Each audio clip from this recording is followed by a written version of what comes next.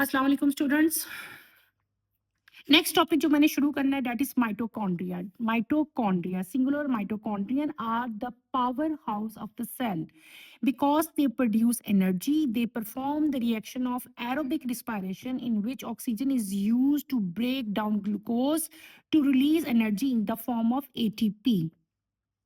Mitochondria are double membrane bound organelles present only in eukaryotes. The outer membrane of mitochondria is smooth, but the inner membrane form many folds.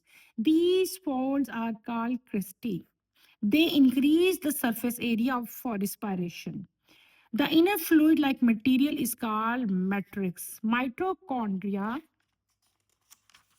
contain their own DNA and ribosome. The ribosomes of mitochondria are more similar to prokaryotes ribosome than to eukaryote ribosomes. छोटा सा है लेकिन बहुत important इसका जो है वो function है बेटे। माइटोकॉन्ड्रिया जब प्लूरल हो तो इसको माइटोकॉन्ड्रिया कहेंगे, जब सिंगुलर होगा तो ये माइटोकॉन्ड्रियन होगा। इसको हम लोग power house of the cell कहते हैं। Power of the house of the cell इसे हम क्यों कहते हैं, ये आपका शॉर्ट क्वेश्चन ही बन सकता है। क्योंकि ये सेल को एनर्जी देता है, बिकॉज दे प्रोड्यूस एनर्जी। और तमाम के तमाम जो सेल के फंक्शंस है उनको परफॉर्म करने के लिए एनर्जी जो है वो रिक्वायर होती है। That's why it is known as power house of the cell, क्योंकि ये एनर्जी प्रोड्यूस हो रही है, यहीं पे एनर्जी सारी जो है वो बन रही है।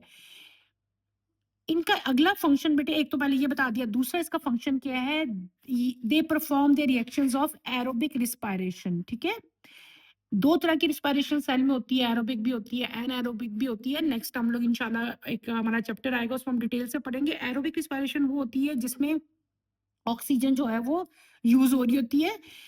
अच्छा, एरोबिक रिस्पायरेशन में ऑक्सीजन का जो ब्रेकडाउन होता है वो भी माइटोकॉन्ड्रिया के अंदर ही होता है। और जब इस रिस्पायरेशन में ब्रेकडाउन होगा, किसका ब्रेकडाउन होगा बेटे, ग्लूकोज का ब्रेकडाउन होगा।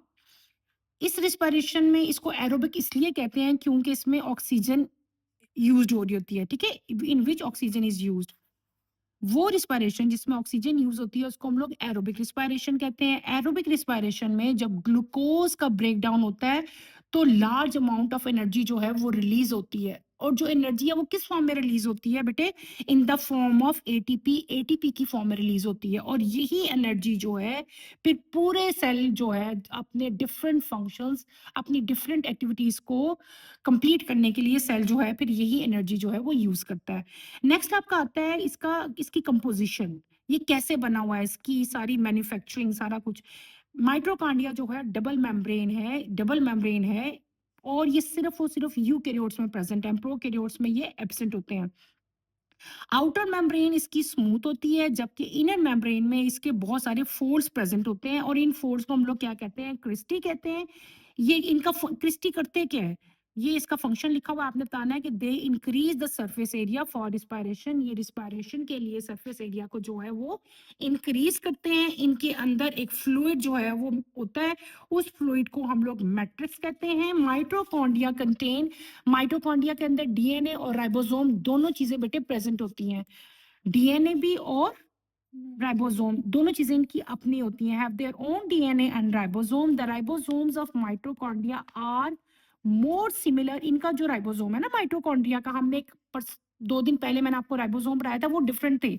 लेकिन माइटोकॉन्ड्रिया के अपने राइबोसोम्स भी होते हैं और इनके अपने जो राइबोसोम है वो प्रोकैरियोट राइबोसोम्स की तरह के होते हैं और यूकैरियोटिक राइबोसोम्स की तरह के नहीं होते। इसको इसकी डायग्राम में मैं आपको बेटे ड्रॉ करके बताती हूँ। इसको आपने ऐसे ही एज इट इज ही ड्रॉ करना है, बहुत इजी सी डायग्राम है इसकी। यहाँ पे आप लोग हेडिंग दे लें, माइटोकॉन्ड्रिया।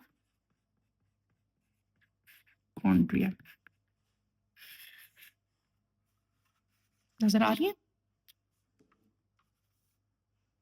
ठीक है बेटे, ये अब इसकी डायग्राम ड्रॉ करेंगे, बहुत इजी डायग्राम है इसकी।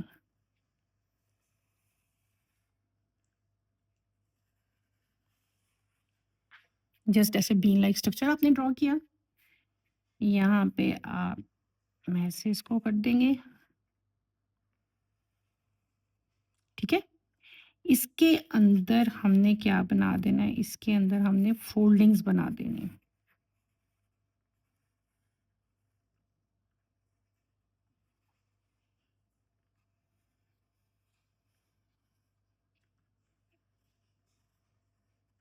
बस इतनी सी चीज़ है, इतनी सी डायग्राम है, सिंपल।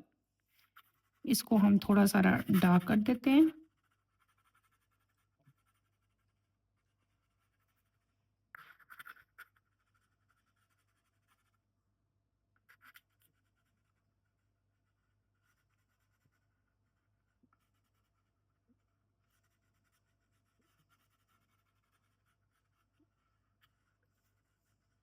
ईज़ी सी डायग्राम है ना, इतनी आपको टफ नहीं, मुश्किल नहीं है, ठीक है? अब इसकी हम लेबलिंग करेंगे।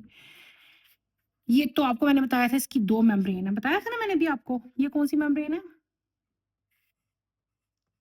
Outer membrane.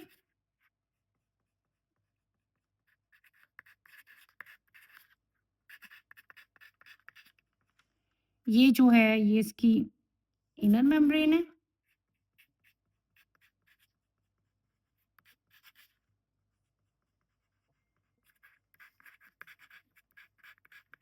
ठीक है बेटे?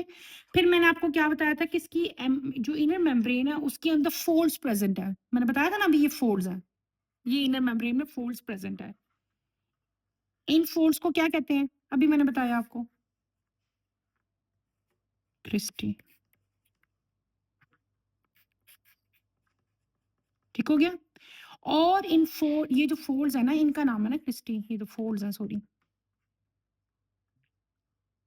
ठीक है? इन फ़ोल्ड्स को ये हम क्रिस्टी कहते हैं। इन फ़ोल्ड के अंदर जेली लाइक मटीरियल प्रेज़ेंट है। अभी मैंने आपको बताया था इनके इनर में फ्लूइड लाइक मटीरियल प्रेज़ेंट है। फ्लूइड लाइक मटीरियल को क्या नाम देते हैं हम लोग? मैट्रिक्स। ठीक हो गया? अच्छा, अब ये जो मैट्रिक्स है इसके अंदर बेसिकली क्या चीज़ प्रेज़ेंट है ये आपने बतानी है। तो इसके अंदर जो चीज़ प्रेज़ेंट है, अभी मैंने आपको बताया। मुझे लगता है आपने सुना ही नहीं है गौर से। बताओ बेटे क्या है इसके अंदर प्रेज़ेंट? डीएनए। इसके अंदर बेटे डीएनए प्रेज़ेंट है। DNA and ribosomes.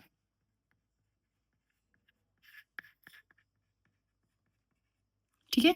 ये अब आप गौर से देखो, ये हमारी माइटोकॉन्ड्रिया की जो है वो डायग्राम है। ओके? क्लियर? ये माइटोकॉन्ड्रिया की हमारी डायग्राम है। इसको मैं एक दफ़ा आपको दोबारा एक्सप्लेन कर देती हूँ। माइटोकॉन्ड्रिया हमने क्या पढ़ा था कि ये this is known as power house of the cell. ये सेल को जो है पावर सप्लाई करते हैं, एनर्जी देते हैं, जिसकी वज़ह से तमाम का तमाम जो है सेल की एक्टिविटीज़ जो हैं वो परफ़ॉर्म होती हैं। और they perform the reaction of aerobic respiration in which oxygen is used, और ड्यूरिंग दिस प्रोसेस जो है वो ग्लूकोज जो है वो ब्रेक डाउन होता है और लार्ज अमाउंट ऑफ एनर्जी जो है रिलीज होती है in the form of ATP. फिर मैंने आपको क्या बताया कि mitochondria consist of membrane bonded है, 2 मेम्ब्रेन्स हैं। एक आउटर मेम्ब्रेन है वो स्मूथ है इसकी, ये जो मैंने बनाई है। फिर इसकी इनर मेम्ब्रेन है ये वाली, ठीक है? वो स्मूथ नहीं है बल्कि उसके अंदर फोल्ड्स प्रेजेंट है। इन फोल्ड को हम लोग क्या नाम देते हैं? क्रिस्टी का नाम दिया। इन फोल्ड्स के अंदर जो है एक फ्लूइड जो है वो प्रेजेंट है। उस फ्लूइड को हम लोग क्या कहते हैं? फ्लूइड लाइक मटेरियल आप कह सकते हैं प्रेजेंट है। उसको हमने क्या नाम दिया बेटे? मैट्रिक्स का नाम दिया। फिर मैंने आपको क्या बताया था कि मैट्रिक्स के अंदर जो है हमने पढ़ा माइटोकॉन्ड्रिया, जो हम पूरा स्ट्रक्चर पढ़े हैं, इसका अपना डीएनए और राइबोसोम्स होता है। और वो कहाँ होता है? वो मैट्रिक्स के अंदर प्रेजेंट होता है, जो मैंने आपको बना के दिखा दिया। ये राइबोसोम है और ये डीएनए, ठीक है? इस डायग्राम को आप अच्छी तरह जो है वो क्लियर कर लें। अगर आपको डायग्राम आ जाती है तो आप नोट जो है वो खुद ही लिख सकते हैं। आज के लिए इतना ही बहुत है। इंशाल्लाह कल हम नेक्स्ट स्टार्ट करेंगे। अल्लाह हाफिज।